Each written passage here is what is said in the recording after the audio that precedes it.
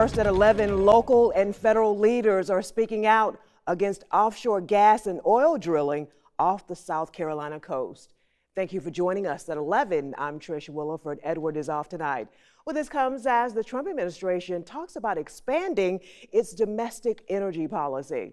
New at 11, News 13's Adriana Lawrence spoke to leaders and organizations on their thoughts and how you can get involved. Surfside Beach Town leaders are some of many going on the record about offshore drilling. Organizations and leaders we've already spoken to say no to the potential harm to the state's beaches and coastal industries.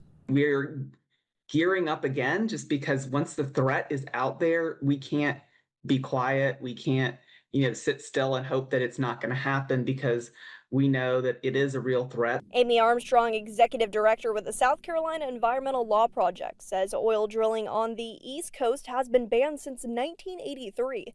The move comes as the Bureau of Ocean Energy Management is considering whether or not to open up South Carolina waters to drilling.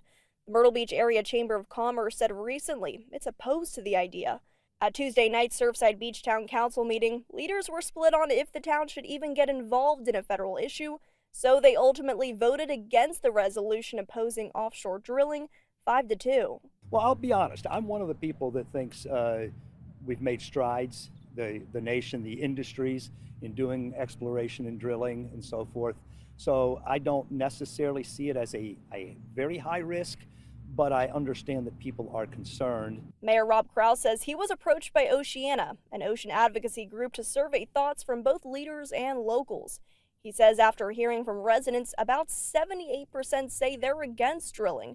Governor Henry McMaster, Lieutenant Governor Pamela Evette, and now Congressman Russell Fry and Georgetown County have all said they oppose it.